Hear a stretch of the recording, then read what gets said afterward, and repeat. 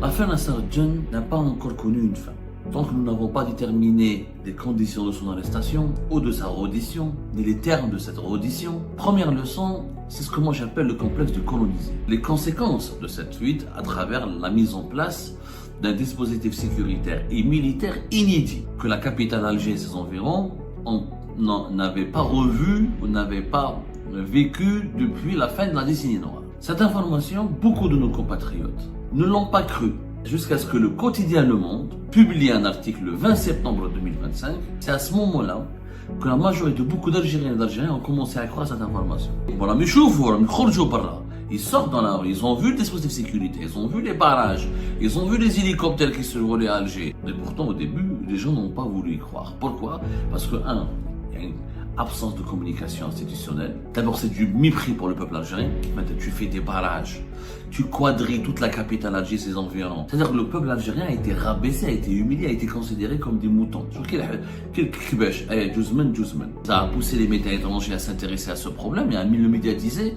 Il y a des médias espagnols qui en ont parlé derrière nous. Bon, les médias marocains n'ont pas raté l'occasion, ils sont fidèles à leur tradition, ils n'ont pas raté l'occasion pour parler d'un gros problème en Algérie. Donc les médias marocains, espagnols et français, ils en ont parlé très rapidement. L'affaire Nasser Djen n'a pas encore connu une fin.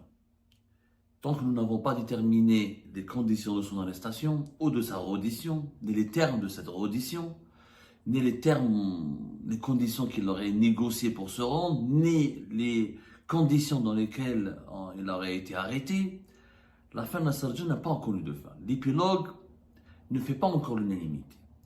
C'est pour ça que nous prenons tout notre temps pour vérifier exactement ce qui s'est passé pour vous établir la vérité avec exactitude.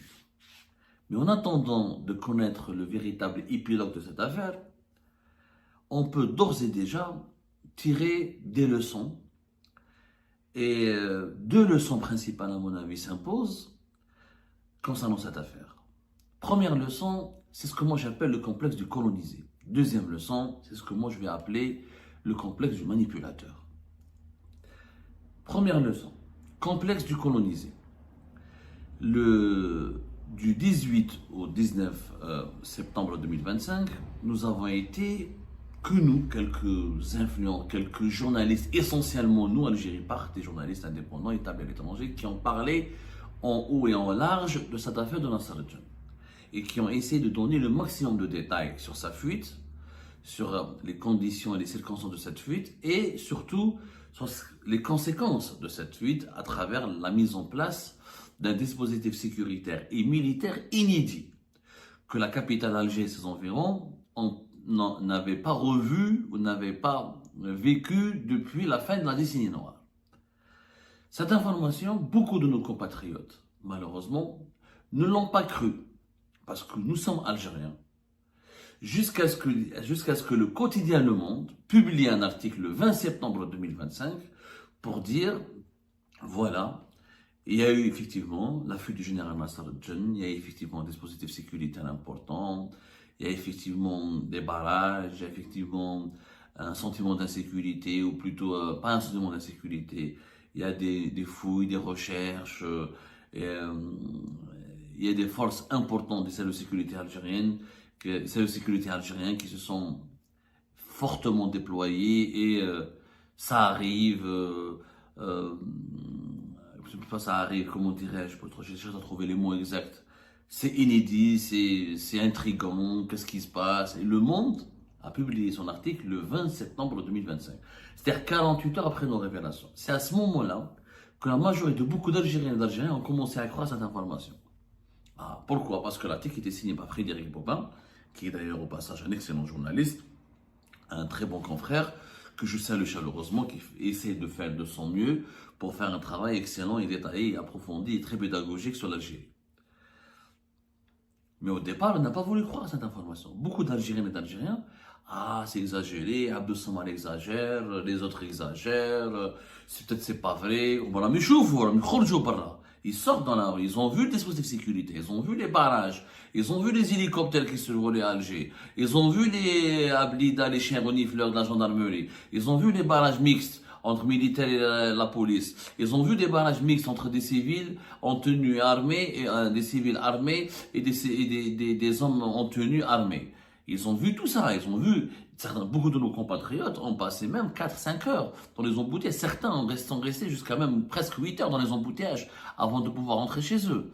Tout ça, entre le 18 et le 19 septembre 2025, les Algériens, notamment les habitants d'Alger et de ses environs, Alger, Blida, Boumerdes, jusqu'à même Chlef, ils l'ont vécu. Tipasa, Blida, Boumerdes notamment, tout le monde l'a vécu ce scénario. Pas scénario, tout le monde a vécu, a subi ces événements ou a été le témoin de ces événements. Et pourtant, au début, les gens n'ont pas voulu y croire. Pourquoi? Parce que, il y a une absence de communication institutionnelle, il n'y a pas de communication.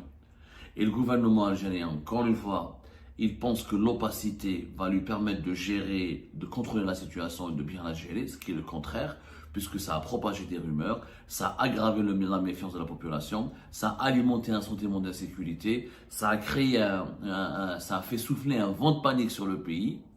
Et les Algériens, comme ils sont complexés, leur gouvernement, les autorités ne communiquent pas. Il n'y a que les journalistes classés comme opposants qui parlent, qui donnent des informations. Bien sûr, nous avons une grande communauté, beaucoup de notre communauté nous est fidèle et elle a bien cru en nos informations, elle les a même diffusées, partagées massivement. Mais il y a eu un doute et ce doute s'est dissipé quand le quotidien Le Monde a publié son article. Et ça nous rappelle le complexe de décoloniser et le complexe aussi, c'est vrai que je pourrais rajouter un troisième complexe, c'est le complexe de l'opacité. Les autorités algériennes ont créé le complexe de l'opacité, c'est-à-dire on ne communique jamais, on ne dit jamais la vérité, on n'informe pas le peuple. D'abord, c'est du mépris pour le peuple algérien. Tu fais des barrages, tu quadrilles toute la capitale Alger et ses environs, tu bloques les automobilistes, tu fais des fouilles dans les voitures, tu fouilles les bus, tu vas faire des fouilles dans les bus, tu ramènes des chiens renifleurs, tu renforces les barrages, tu as des hommes en civil qui sont armés, des hommes en tenue, des bus, des militaires qui se promènent un peu partout dans la capitale, des brigades de la DGSN, la DGSPP, autour de la présidence de la République, la résidence du président de la République au niveau du Club des Pins. Il y a eu la garde républicaine qui a été surtout la DGSPP, la Direction Générale de la Sécurité et de la Protection Présidentielle. Tout ce renforcement sécuritaire, à la moindre des choses, tu fais un communiqué, tu expliques à la population, tu essaies de la rassurer. Car il y a une opération de chasse à l'homme, il y a une traque, nous sommes en train de faire des recherches, nous sommes en train de procéder à l'identification de personnes qui ont disparu dans des conditions non déterminées, il y a une menace sur la sécurité publique, contre l'ordre public, ne vous inquiétez pas, c'était pas la peine de quadriller toute la capitale sans aucune explication. C'est-à-dire que le peuple algérien a été rabaissé, a été humilié, a été considéré comme des moutons. Donc, le complexe de l'opacité du régime algérien qui pense qu'il n'a rien contrôlé, puisque ça a aggravé la panique, ça a poussé les autorités, ça a poussé les médias étrangers à s'intéresser à ce problème, il y a le médiatiser. Il y a des médias espagnols qui en ont parlé derrière nous. Bon, les médias marocains n'ont pas raté l'occasion, ils sont fidèles à leur tradition, ils ne vont pas rater l'occasion pour parler d'un gros problème en Algérie, ce que d'ailleurs font les médias algériens aussi sur le Maroc. Donc les médias marocains, espagnols et français, ils en ont parlé très rapidement. Parce que le régime algérien a tellement paniqué, a tellement fait paniquer sa population, a tellement étouffé la capitale et ses environs par un dispositif inédit qui rappelle franchement la décennie noire, que finalement il a suscité lui-même le doute, la controverse, et il a poussé les médias internationaux à parler de ce qui se passe en Algérie. Les Algériennes et les Algériens, malheureusement, ont beaucoup le complexe de coloniser. Et quand la presse étrangère en parle, c'est que c'est vrai. Tant que c'est un Abdou qui en parle, c'est pas vrai. Et quand c'est Frédéric qui en parle, c'est que c'est vrai. Et ça démontre encore une fois le sous-développement d'une partie entière de notre opinion publique. Et on arrive au troisième complexe. C'est le complexe du manipulateur. Alors, juste après l'affaire, après le week-end, quand ils ont vu, parce que l'article du Monde c'était, quand le Monde il en parle, c'est vrai qu'il a une portée plus importante que Abdou Samar ou Algérie passe. Il faut le reconnaître, le Monde c'est un média international. Il a des millions de personnes il y a des millions de personnes qui le lisent. Nous, on a des milliers de personnes qui nous suivent. On a des millions par mois. Le Monde, il a des millions par jour. Donc, c'est pas le même impact. Ça, je le reconnais. Ça donne une nouvelle dimension à l'information. Mais quand le quotidien Le Monde il a commencé à en parler, les autorités algériennes, les dirigeants algériens, ils ont paniqué. ils ont enclenché une propagande. Ils ont actionné plutôt une propagande pour dire ah, c'est pas vrai, le quotidien Le Monde il a menti. Un article d'ailleurs, un journal électronique proche du pouvoir, du régime actuel, il a parlé de déambulation de l'ancien chef de service secret. Déambulation. Nasser al-Harb, il n'a pas déambulé, il a fui, il a pris la fuite. Il s'est échappé de sa résidence surveillée. Il n'a pas déambulé. Mais pour alors, d'ailleurs, leur propagande était complètement chaotique, calamiteuse, catastrophique, parce qu'elle n'avait aucun sens. Dans l'urgence, ils ont enclenché une propagande sur les réseaux sociaux, dans les médias électroniques notamment. D'ailleurs, tellement ils ont bien vu que cette propagande elle avait échoué, qu'elle avait aggravé le problème, au lieu de le résoudre, de le gérer, ils n'ont pas mêlé la presse publique, ils n'ont pas mêlé la presse institutionnelle, la presse audiovisuelle. Ils se sont contentés des réseaux sociaux et de la presse électronique pour dire que Le Monde il a menti, qu'il reprend des fake news, que c'est une fake news, qu'il n'y a pas eu de dispositif sécuritaire important, il n'y a pas de panique, il n'y a pas de... Là, il n'y a pas de déstabilisation des institutions du pays, qu'il n'y a rien eu, que tout va bien, que tout va pour le meilleur des mondes, que tout va dans le meilleur des mondes possible. Attendez, ça c'est le complexe du manipulateur. Le manipulateur, il devient manipulé par sa propre manipulation. Et le manipulateur, il devient aveuglé par la suite par sa propre manipulation. Tu peux pas dire aux gens que c'est pas vrai, il ne s'est rien passé à Alger entre le 18 et le 19 septembre, alors que des millions de personnes étaient bloquées dans les rues. Mais il faut être un fou pour démentir un tel fait. Le 15, c'était une explosion dans un site. Le 15, uniquement une agglomération qui a été encerclée et quadrillée. C'était un assaut qui s'est déroulé discrètement. Belek. Si c'était une seule explosion, tu peux manipuler, tu peux dissimuler, tu peux passer ces faits sous silence.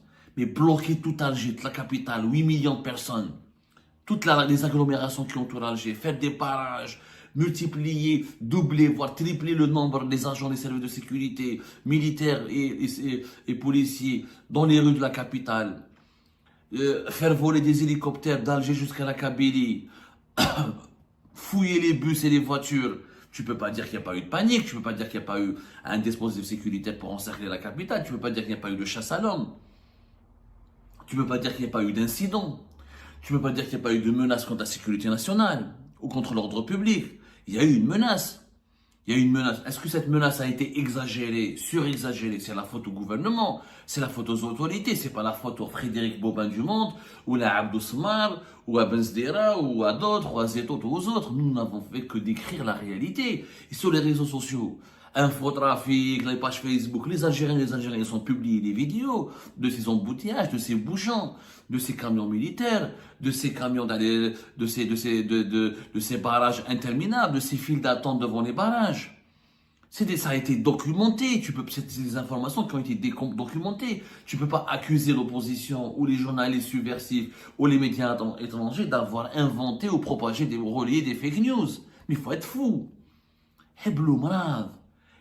C'est ça ce que moi j'appelle le complexe du manipulateur, le complexe du colonisé, le complexe de l'opacité et le complexe du manipulateur. À force de vouloir à tout prix manipuler, on se retrouve piégé par ses propres manipulations.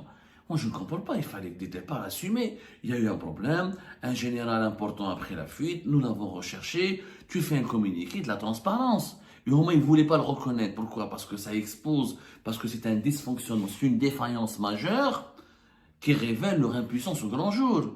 Un général aussi important qui a pris la fuite, d'abord ça veut dire qu'il y a un désaccord, un déchirement et des divisions au sein de ce régime qui prétend être une puissance régionale, qui prétend être un régime homogène et uni. Et deuxièmement, on a toujours fait les louanges et les éloges de cette super infrastructure militaire et sécuritaire.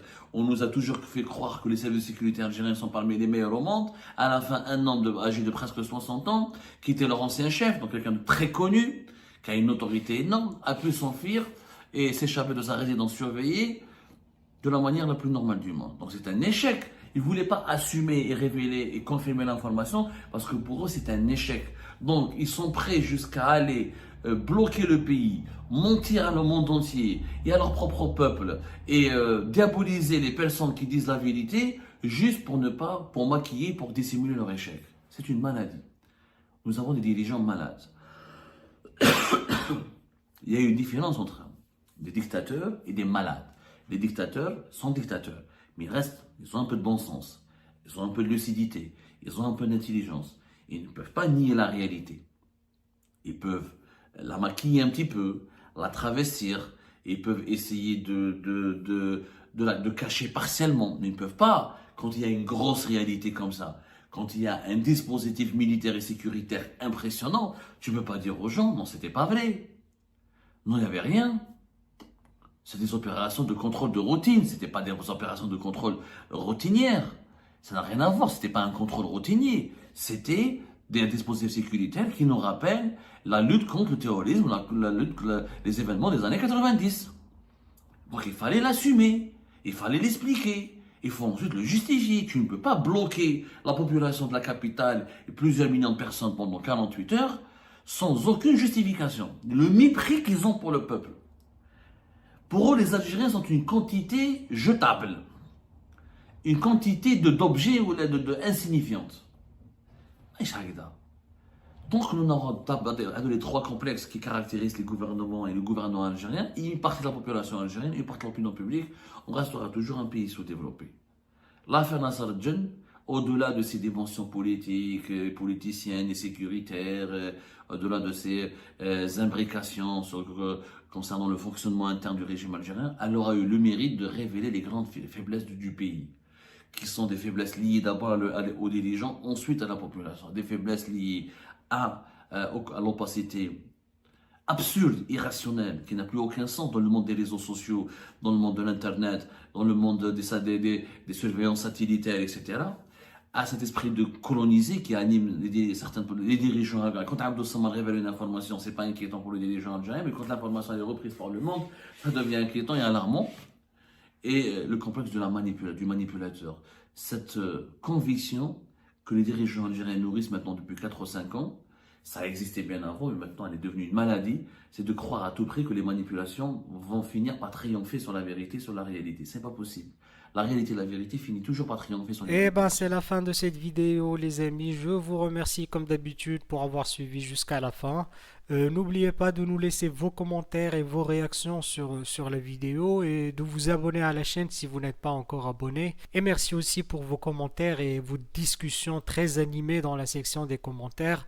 Donc, vous n'oubliez jamais de décortiquer bien un sujet sur tous les points qui ont été abordés dans la vidéo et ça fait vraiment plaisir quand moi-même je ne fais pas de commentaires, je m'appuie sur vous pour que vous puissiez bien expliquer les choses et en faire des discussions civilisées et dans tout le respect possible. Donc voilà, merci beaucoup et à la prochaine dans une nouvelle vidéo. Au revoir.